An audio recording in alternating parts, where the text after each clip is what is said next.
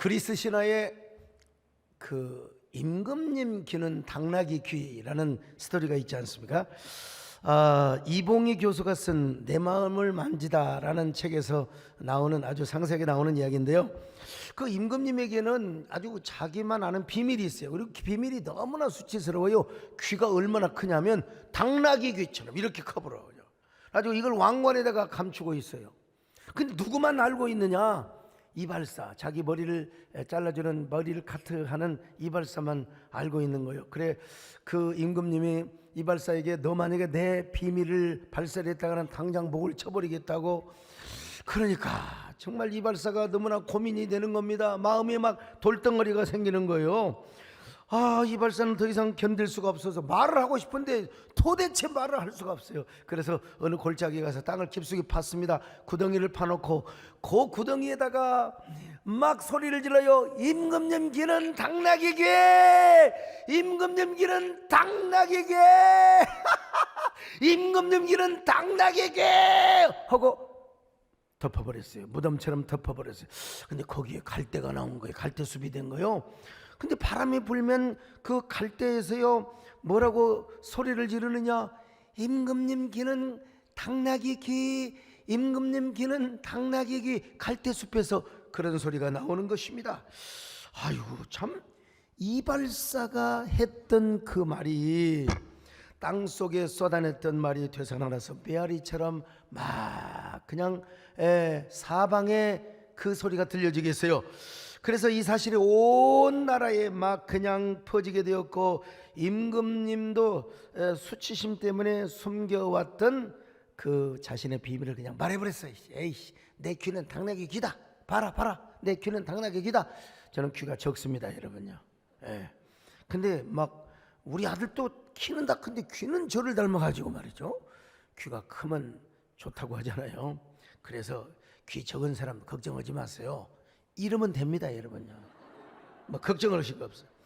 임금님은 자신의 모습을 인정하고 나서야 당당한 삶을 살았다는 것입니다. 비록 신화이긴 하지만 억압된 감정이 무의식 속에 저장이 되어 있으면 억압된 분노로 발출이 된다는 사실이요. 그리고 그 억압된 감정이 카타르시스로 정화되지 않으면 반드시 마음의 병이 돼요. 마음의 응어리, 이 응어리는 뭐예요? 돌멩이가 되고, 돌멩이는 돌덩이가 되어가지고 우리 마음을 아주 무겁게 만든다는 것입니다. 좋게 말해서 돌덩이지, 과장되면 우리 안에 바위덩어리가 존재하게 되는 거예요. 그리고 그 바위덩어리는 모든 병의 근원이 되게 되는 것입니다. 그러므로 이 억압된 감정, 마음의 돌덩이를 깨뜨리든지 빼내야 됩니다. 우리 그리스도인은 더더욱 그렇습니다. 마음에 돌덩이가 있을 때 신앙생활이 정상적으로 되지 않고 교회 생활이 불편해요. 가지고 목사하는 것도 마음에 안 들고 교회 하는 꼬라지가 다 마음에 안 들어. 그래가지고 막 그냥 불평을 하는데 그놈의 불평이 또 어떻게 돼요? 갈대숲으로 퍼져가지고 갈대가 그냥 바람이 불 때마다 요놈의 메아리 치는 불평이 전달이 된다 이 말입니다. 여러분, 오늘 본문에서 십자가에 달려있는 우리 예수님도 얼마나 고통이 크셨는지, 여러분 아무 죄 없이 대제사장에게, 군병에게 잡힐 때부터 억울하셨습니다. 대제사장 앞에서 아무 죄도 없는 예수님의 신성모독죄를 지었다고 빌라도 법정에 넘겨졌을 때 얼마나 상처가 컸겠습니까? 그래도 우리 예수님은 침묵을 지키셨습니다. 예수님은 아무 말씀도 안 하셨어요. 여러분, 게다가 비아 돌로로사의 길을 걸어갈 때 쓰리고 아리고 마음까지 영혼까지 알아지 않았겠습니까?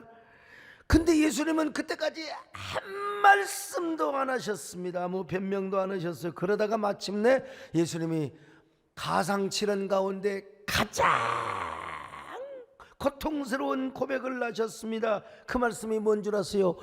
엘리 엘리 라마 사박다니, 하나님이여 하나님이여 어찌하여 나를 버리셨나이까. 엘리 엘리 라마 사박다니, 여러분 얼마나 처절한 고백인지 몰라요. 물론 예수님이 하나님을 원망한 건 아닙니다. 잠시 하나님으로부터 분리되고 단절된 그 고통, 마음의 부담감, 그걸 지금 거룩한 부담감을 지금 표현한 것이죠. 여러분, 하나님은 예수님 버릴 수가 없어. 예수님은 하나님 앞에 아버지로부터 버림받을 수 없어. 이건 절대 부정을 통한 절대 긍정을 역사라는 것이죠. 여러분, 예수님께서도 자신의 무거운 마음을 이렇게 고백하고 풀으셨다면 우리이겠습니까? 사람은 억압된 감정을 풀지 않으면 화병이 돼요.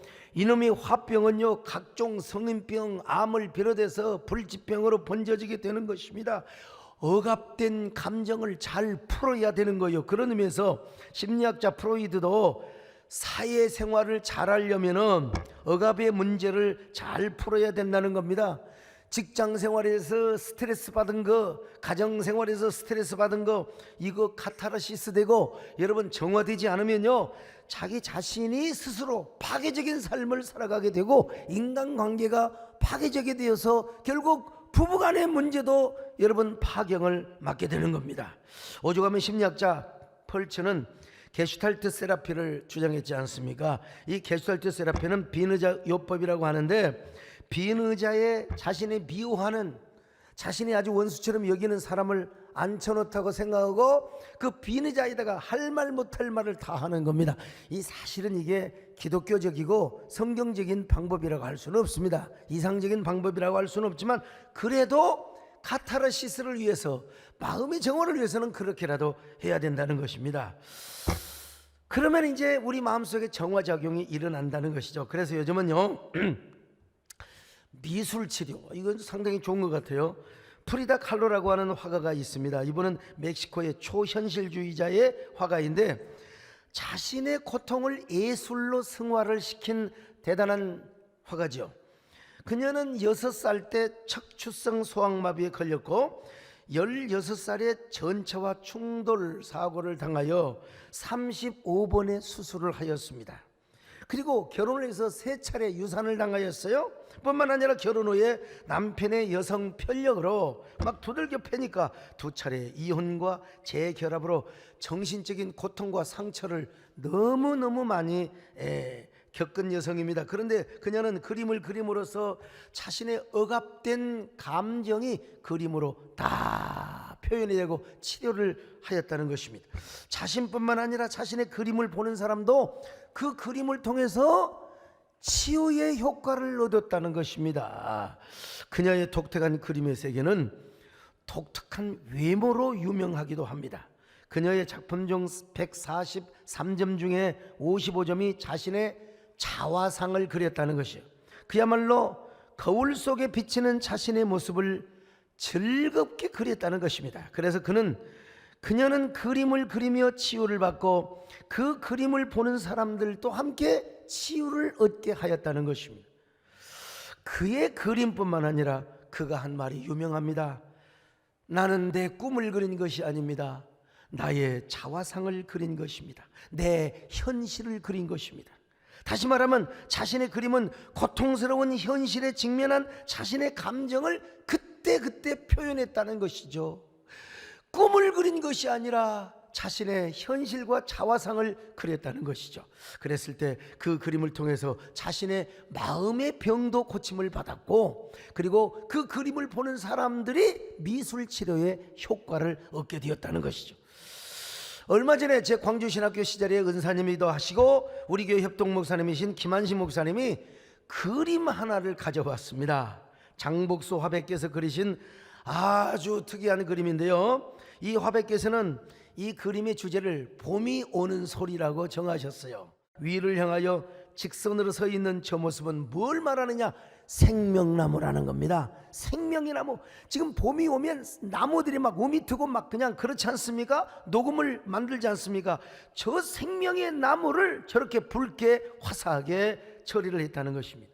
그리고 저 높은 곳에 뭐가 있느냐? 종달새가 한 마리 있습니다. 종달새는 예로부터 고천자라고 그렇게 명명을 했는데, 높이 높이 날아올라 하늘을 저 위까지 날아올라 노래를 하면서 울면서 하늘의 뜻을 알린다. 그래서 고천자라고 하기도 하는데, 저는 저 그림을 볼 때마다 제 마음에 봄이 오는 소리를 듣고 봄이 오는 소리를 봅니다.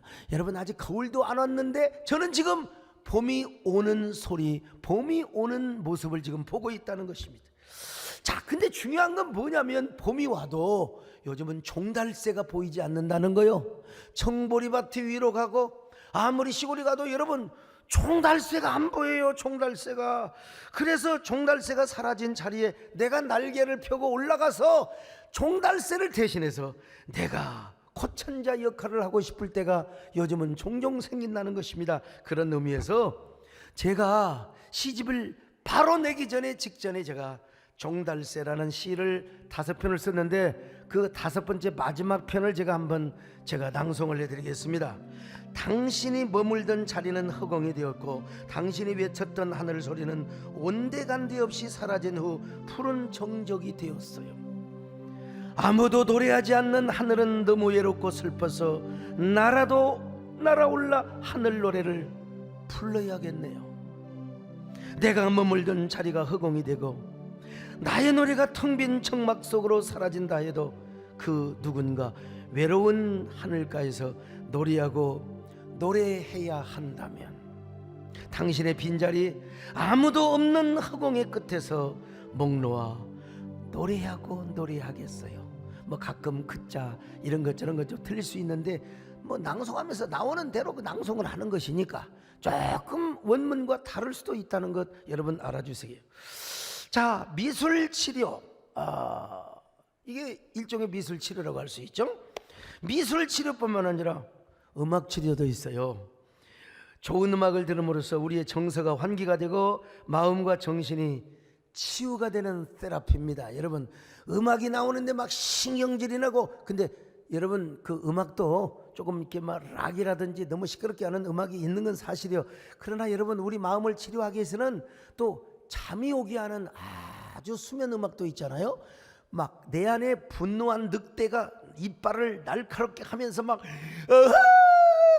조는 사람 깨라고 하는 겁니다, 여러분요. 예? 이 늑대는 전부요 아주 그냥 전부 다 형님 아우가 없어. 전부 아우밖에 없어요. 아우. 형님은 하나도 없어요. 아우. 졸지 말라고. 예. 근데 좋은 음악을 들으면 마음이 진정이 됩니다. 좋은 음악이 되면요. 그래서 제가 음악회도 좀 가고 좋은 음악을 많이 들으라고 하는 건 하나님께서 우리에게 주신 일반 은총의 영역에서 우리가 누리는 혜택이죠. 이 가을이 오면 제가 봄에는 이런 노래 안 부릅니다. 가을이 오면 제가 이따 가끔씩 이런 노래를 불러요. 이거 제가 만든 노래인 거 아시잖아요. 코스모스 향기가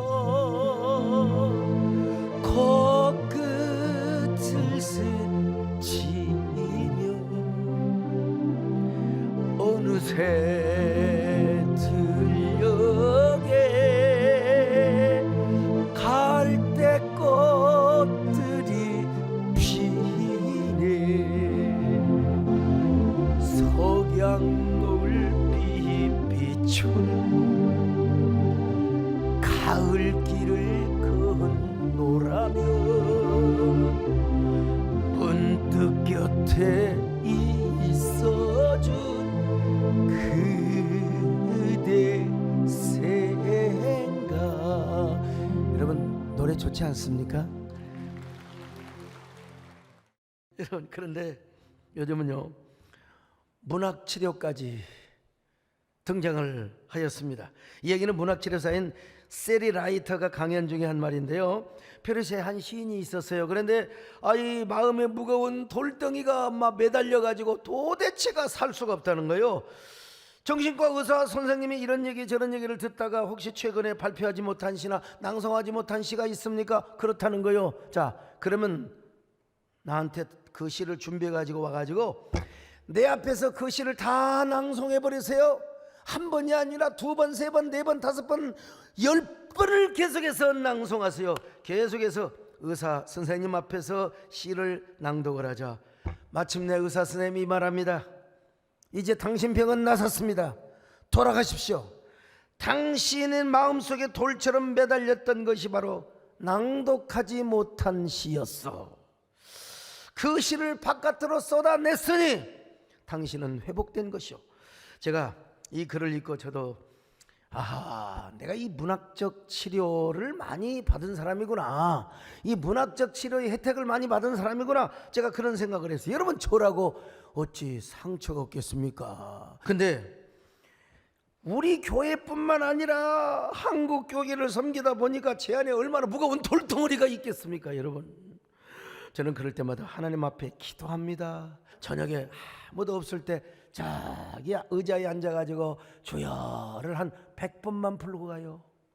이 시간 주님께 기도합니다. 이렇게 몇 번 부르고 나면 마음의 돌덩어리가 싹 녹아 흘러져 버리게 되는 것을 봅니다. 자, 그리고 나서 이제 또 어떨 때는 산행을 하지요. 산행을 해요.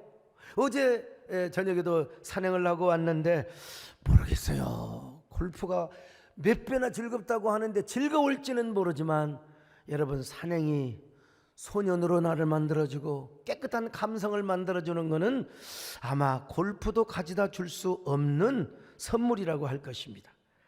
그래서 이제 산행을 하다가 또 시세계로 들어가고 그러면 부지런히 또 여러분, 제가 이제 뭐 못하면 우리 사목사님이 녹음하라고 하는 거예요. 내가 이 시상이 떠올랐다, 녹음하세요 하고 그렇게 해서 쓴 시집이 이번에 12번째 나온 시집입니다.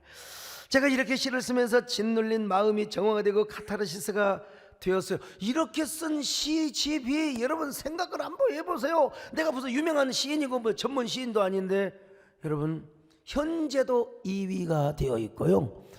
그리고 전국 판매율이 1위에서 3위 안에 계속 들고 있다는 사실입니다. 3주 동안 연속해서 여러분, 참 이건 어메이징 그레이스가 아닐 수가 없습니다. 제가 무슨 뭐 잘 나가는 시인도 아닌데, 근데 어떻든 요즘 어떤 뭐라 할까요, 시대 트렌드에 맞게 뭐 시를 썼다고 할 수 있을까요? 이 시대 최고의 시인이신 정호승 선생님께서 저의 시집을 이렇게 평해 주셨습니다. 만인의 목회자 소강성 목사님은 그냥 목회자 소강성 목사님 그래도 되는데 이분께서 이렇게 만인의 목회자 소강성 목사님은 왜 홀로 있는 시간에 기도하는 마음으로 시를 쓰는 것일까? 그것은 그의 시가 바로 그의 기도이기 때문이다. 어쩌면 이렇게 잘 꿰뚫어 보셨는지 몰라요. 그의 시는 기도 가운데에서 하나님과 나눈 고독한 대화의 결과다. 이 시집은 사랑의 향기로 가득 차 있다. 시를 쓰는 그의 마음이 이미 사랑이기 때문이다. 여러분, 정호선 선생님도 그리고 김한수 부장님도 저의 시를 통해서 제가 문학적 치료를 체험하고 있음을 이미 알고 계신 것 같아요. 어쨌든 우리 마음에 돌덩이가 있으면 깨뜨려 버리든지 그 응어리를 정화시켜 버려야 됩니다. 그런데 이런 얘기는 여러분, 목사가 아니래도 다 할 수 있어요. 저보다도 공부 많이 한 학자들, 심리학자들, 또 상담학자들이 더 잘할 수 있어요. 자, 그런데 그러기 때문에 저는 더 좋은 복음, 더 좋은 길, 더 근원적인 길을 소개시키려고 하는데, 그게 바로 뭐냐?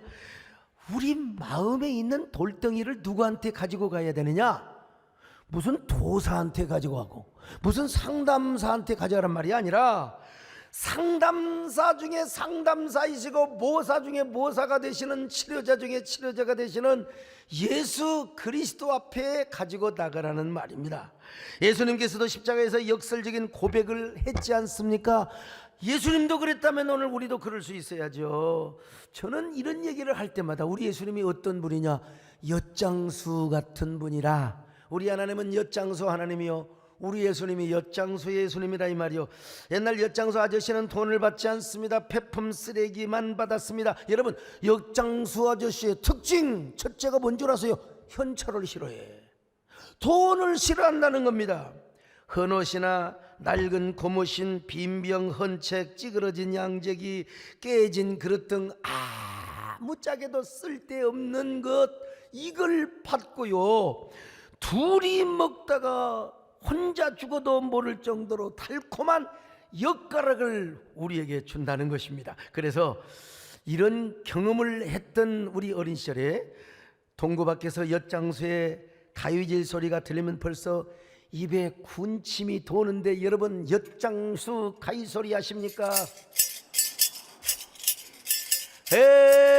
양재기 오그라진 그 빈병 뭐 철사뭉치 그리고 도롱태 또 쟁기버섯 떨어진 거 가지고 와요 둘이 먹다가 혼자 죽어도 이거 잘 안 되네. 아무튼 이 두 가지 역할을 다 하려니까 말이요. 그러면 그냥 우리에게 이게 파블로스의 조건 반사설이 거기 있는 거예요. 막 군침이 돌아가지고 막 그냥 저 뒷산에 그 또 어디 마루 밑에 아니면 또랑에 그 간심이 통 그 오그라지는 거까지 죄다 줘. 어머니 머리 빠진 것까지 전부 다 갖다가 헌옷까지. 옛날에 너무나 제가 미쳐가지고 머리가 돌아버렸어요. 쟁기버섯 헌놈이 아니라 새놈을 몽기로 빼다가 그거 엿싸먹고 우리 아버지한테 죽도록 맞아 죽은 적이 있었는데, 여러분 뭐냐, 달콤한 엿가락에 우리가. 근데 그 엿장수의 특징이 뭐냐면 돈을 안 받는다는 거예요. 돈을. 그리고 폐품 쓰레기만 받는 겁니다. 우리 하나님도 마찬가지요. 우리 예수님도 마찬가지입니다.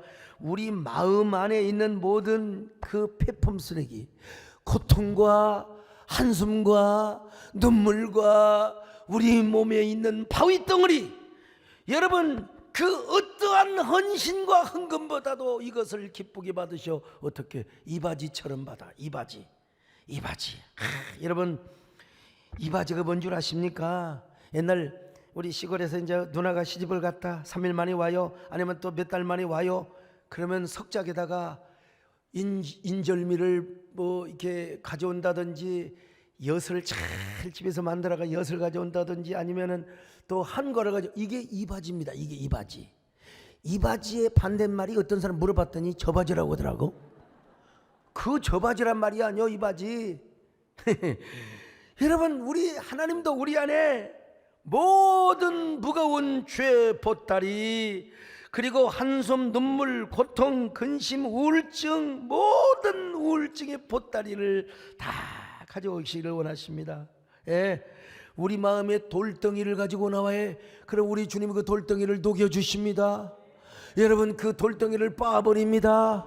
그리고 그 돌뿌리를 다 빼버린 줄로 믿습니다. 여러분, 그러므로 우리가 여러 가지 세라피가 있지만 우리 마음에 매달려 있는 돌덩어리, 요 굳게 박혀 있는 돌뿌리, 우리 안에 있는 뭐라고 할까요? 독버섯을 빼버릴 수 있는 가장 유일한 방법은 뭐냐?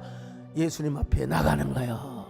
예수님 앞에 나가야 됩니다. 그러면 주님께서 돌뿌리를 빼내주십니다. 빠버리십니다. 녹여버리십니다. 여러분 빼내주십니다. 그 돌덩이 대신에 우리에게 뭘 줘요? 기쁨의 노래를 주십니다. 감사의 노래를 주십니다. 평안의 노래를 주십니다. 여러분 정말 우리의 한숨을, 우리의 눈물을 기쁨으로 바꾸시는 우리 주님을 믿으시면 아멘합니다. 나의 한숨을 바꾸셨네. 주를 향한 노래로, 소망의 노래로 나의 눈물을 거두신 주 예수 이름 안에 살게 하소서. 다시 한번 나의 한숨 바꾸셨네. 주를 향한 노래로, 소망의 노래로 나의 눈물을 거두신 주 예수. 빈손 들고 앞에 가 십자가를, 빈손 들고 앞에 가 십자가를 붙드네. 의가 없는 차라도 도와주심 바라. 생명샘에 나가 맘을 씻어 주소서. 자, 그러므로 여러분 우리 마음의 돌덩어리에 여러분 그거 보관하지 마세요. 그 뭐게 여러분 마음속에 끙끙 앓고 계십니까? 이건 내놔야 돼요. 주님 앞에 내 던져버려야 된다니까요. 예. 이거 우리 마음에서 떼굴떼굴 굴러다니면 우리 어떡하겠습니까? 그래서 한나도 그거 다 쏟아버렸잖아요. 엘리야도 그냥 하나님 앞에다 쏟아버렸지 않습니까? 우리 앞에 있는 죄와 우리 안에 있는 모든 근심과 염려, 걱정의 보따리, 여러분 이거 십자가 앞에 던지면 주님이 뭘로 받으신다고? 이바지로 받으셔요. 이바지로 받으셔요. 그 무거운 돌덩이를 십자가 앞에 던져버려. 히브리서 4장에 보니까 우리가 뭐라고 그래요? 은혜의 보좌 앞에 담대하게 나가야 된다 이거요.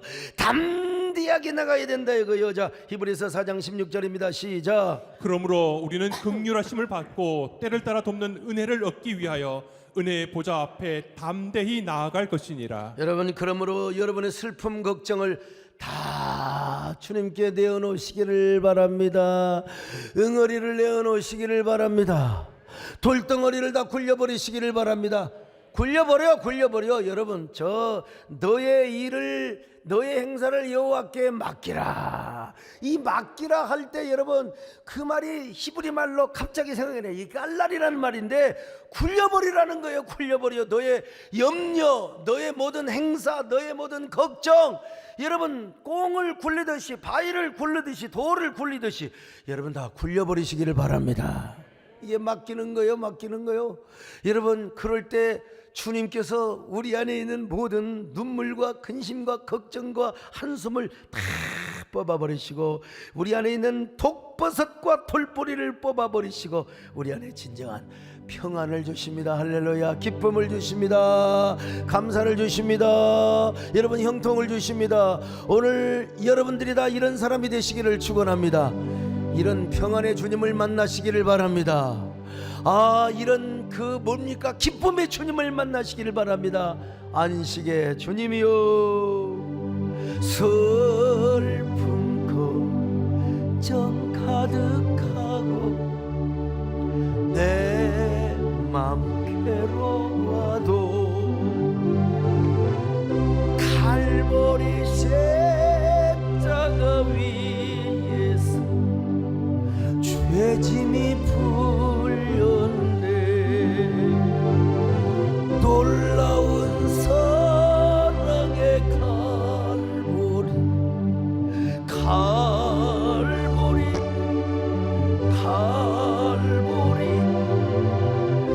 놀라운 사랑의 갈보리,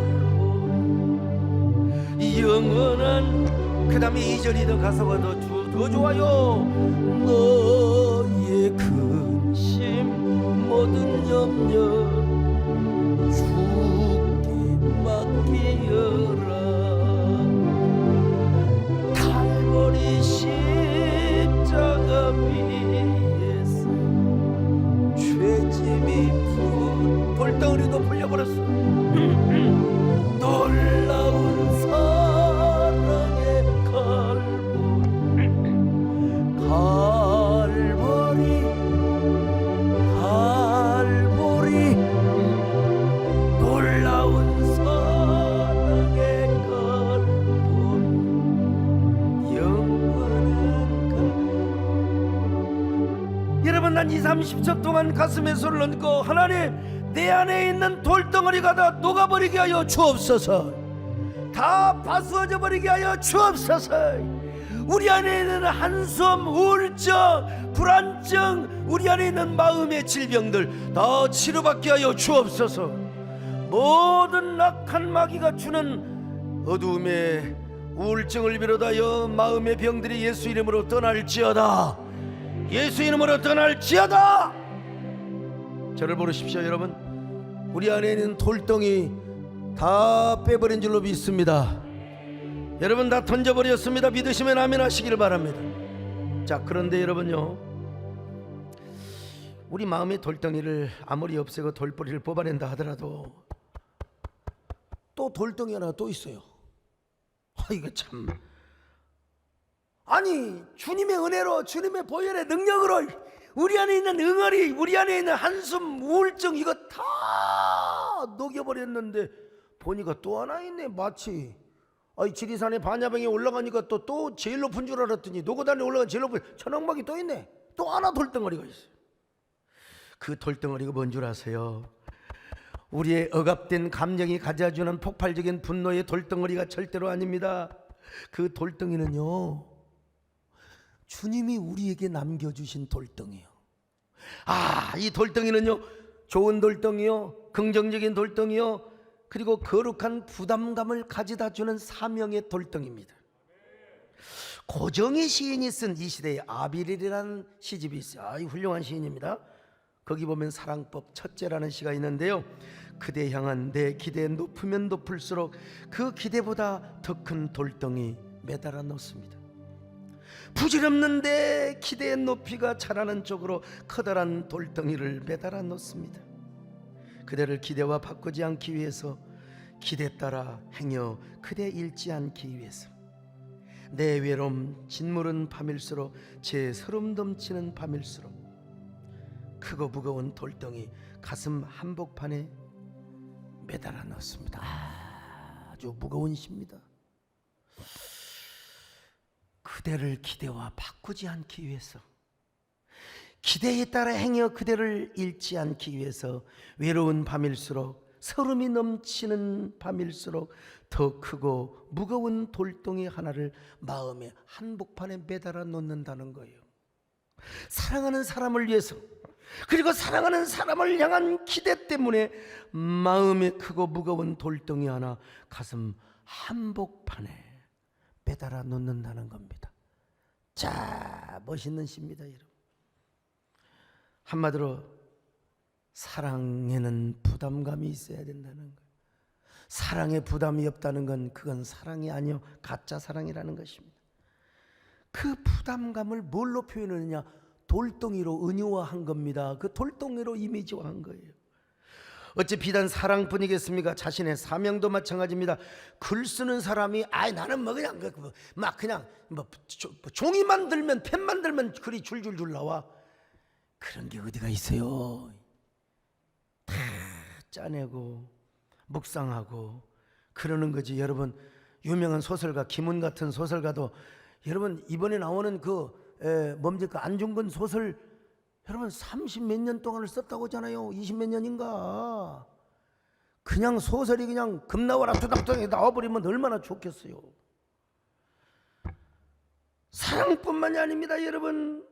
노래하는 가수 우리 남진 장로님, 공연을 하려면 얼마나 많은 준비를 합니까? 늘 부른 노래라 하더라도 역시 남진 장로님 신곡보다 옛날 노래 나오면 아줌마들이 환장하시더만. 그냥 저 푸른 초원 이에 그러면 으아 하는 거야. 내가 가서 부르면 저 새끼는 어디서 왔어 그럴 때. 아니, 아무리 부른 노래도 얼마나 밴드 부대와 맞추어 보고 얼마나 리허설을 해야 공연을 통해 감동이 오는 거지. 놀다가 그냥 한다고 그런 게 어디가 있어요. 운동선수가 자기 달리기 잘한다고 놀다가 달리기 하면 돼요? 얼마나 피나는 노력, 0.1초를 단축하기 위해서 누구든지 마찬가지요. 자신의 미션을 알고 미션을 사랑하는 사람이라면 마음에 돌덩이 하나 품고 살아가는 겁니다. 여러분, 그것이 오래되면 돌뿌리가 되는 거예요. 돌뿌리. 우리 신앙생활은 더 그렇습니다. 우리 신앙생활에도 거룩한 눌림이 필요하고 거룩한 부담감이 필요한 겁니다. 그래서 여러분, 사도 바울도 주님의 복음을 위하여 얼마나 많은 부담감을 가졌습니까? 얼마나 많은 고난을 당하였습니까? 무슨 강의 위험과 강도의 위험과 동족의 위험과 이방인의 위험과 또 시내의 위험과 광야의 위험과 바다의 위험과 또 거짓 형제의 위험이요, 그뿐입니까? 수고하며 여러 번 자지 못하고 먹지 못하고 배고픔과 굶주림 속에서 얼마나 많은 헐벗는 고난을 당했는지 몰라요. 그런데 그건 괜찮다는 거예요. 그건 괜찮아. 그건 아무것도 아니라는 거예요. 바울에게는 다 자신의 마음을 누르는 돌덩이가 있었다는 겁니다. 자신의 마음을 막 디프레스하고 누르고 눌림을 받는 고통이 있었어요. 자, 고린도후서 11장 28절 같이 봅니다. 시작. 이 외의 일은 고사하고 아직도 날마다 내 속에 눌리는 일이 있으니 곧 모든 교회를 위하여 염려하는 것이라. 눌리는 일이 그 뭐냐? 교회를 향한 염려요. 교회를 향한 염려요. 바울이 다른 염려가 아니요. 뭐 내일은 무엇을 먹고 내일은 어디 가서 뭐라고 아니에요. 교회를 자기가 지금까지 세워놓은 교회 뭐 그렇게 독초들이 와가지고 날짐승들이 와가지고 이단들이 들어와서 막 그냥 교회를 흔들어야 된단 말이에요. 그 교회에 대한 염려. 그것이 바로 사도 바울에게 커다란 돌덩이요. 여러분 바울뿐만 아니라 저에게도 부족하지만 돌덩이가 있습니다. 이 돌덩이는 제 마음속에요. 아예 박혀버렸어요.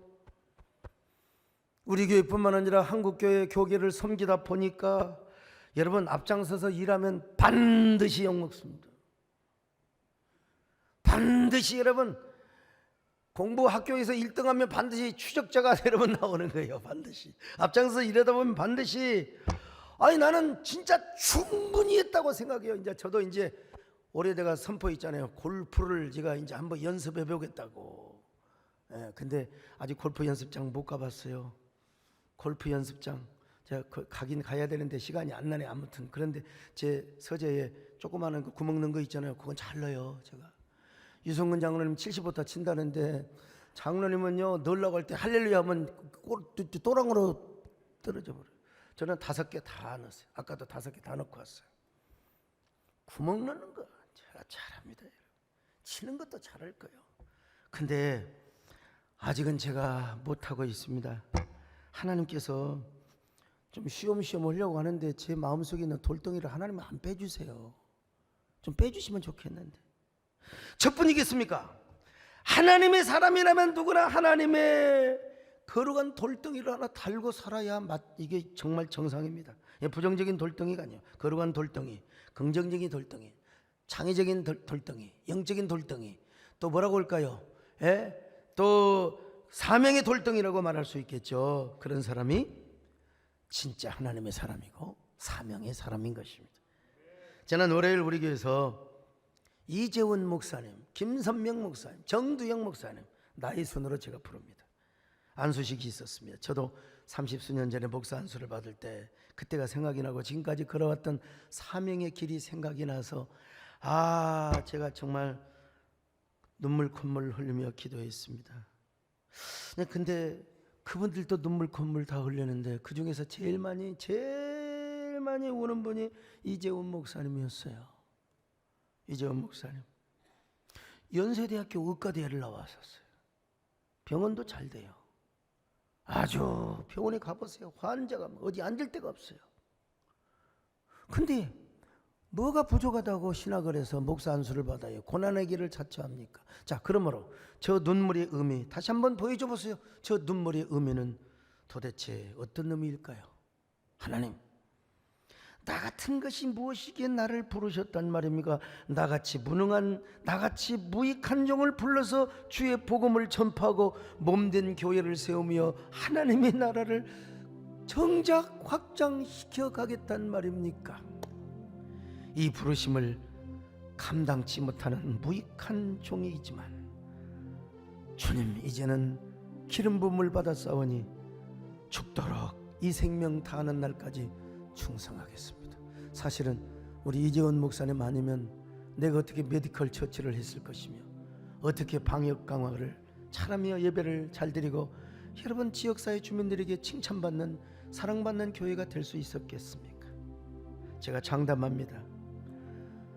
저분들이 흘렸던 눈물, 우리 김선명 목사도 눈물 많이 흘려, 정두영은 고개를 하도 숙여가지고 눈물이 흘렸는지 침이 흘렸는지 잘 안 보였어요. 아무튼 저분들이 흘린 눈물 마음의 큰 돌덩이가 될 겁니다. 내가 해봐서 알거든요. 거룩한 부담감을 갖다주고 거룩한 강박증도 갖다줄 것입니다. 진정한 사명자의 삶을 살아가게 될 것입니다. 여러분도 그런 사람이 되었으면 좋겠습니다. 왜냐하면 주님이 우리를 불러주셨거든요. 주님 나를 부르셨으니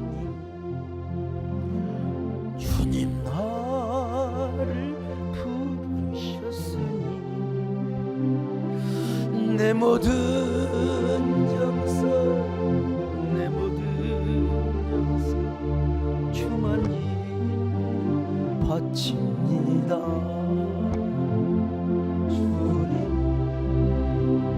주님 나의 기도 들으사 영원토록 주님만을 사모하. 여러분 신앙생활하면서 뭐 부담감이 있으세요? 교회 생활하면서 뭐 부담감 없으세요? 요즘 솔직히 또 한 사람이 한 교회 반교회 뭐 이런 섬기자는 새 영토 확장 헌금에 은근하게 부담감이 와야 이게 정상입니다. 아니 관심도 없어요. 우리 관심도 없다는 건 이건 말도 안 되는 겁니다, 여러분. 그게 뭐냐면 사명의 돌덩이에요. 나도 부담됩니다, 여러분. 만들어 놓은 강의안을 또 보고 또 여러분 그분들 와서 물고기 몇 마리 주는 게 아니라 정말 고기 잡는 법도 가르쳐 줘야 되지 않겠습니까? 여러분 이 돌덩이는 우리 안에 사명의 돌덩이, 은혜의 돌덩이는 있어야 돼요. 그 돌덩이 부담만큼 성령의 감동만큼 우리가 순종하며 살아가야 돼요. 여러분 모두 이런 아름다운 돌덩이, 이 분노에 억압된 감정의 돌덩이는 전부 다 녹여버리고 주님의 보혈로 주님의 성령의 방망이로 깨버리고요. 여러분 우리 백수처럼 살지 말고 백수처럼 그렇게 놀지 말고 하나님께서 달아주시는 거룩한 돌덩이는 잘 관리하며 우리의 재산으로 생각하면서 여러분 언제나 승리하며 사명자로 살아가시기를 주의 이름으로 축원합니다. 주의 이름으로 축원합니다. 사명이 생명이기에 사명이 눈물이기에 외롭고 고독해도 사명의 길을 걸어가리라. 가슴에 손을 얹습니다. 사명이 은혜이기에 사명이 축복이기에 외롭고 고독해도 사명에도 하나님 그 억압된 분노의 돌덩이는 주님이 빼주셔서 감사하지만 이 사명의 돌덩이, 창의적인 긍정의 은혜의 돌덩이는 우리에게 남겨주셔서 감사합니다. 이 거룩한 부담감이 우리의 사명이 되게 하여 주옵소서. 그리고 주님이 그것 때문에 오셔서 우리의 마음을 어루만지고 우리의 마음을 언제나 정말 사명의 사람으로 위로와 격려받는 저희들 되게 하여 주시옵소서. 여러분 잠시 이 마음의 돌덩이를 쓰다듬으며 주님 나의 마음을 만져달라고 여러분 잠시 동안 묵상으로 기도하시기를 바랍니다.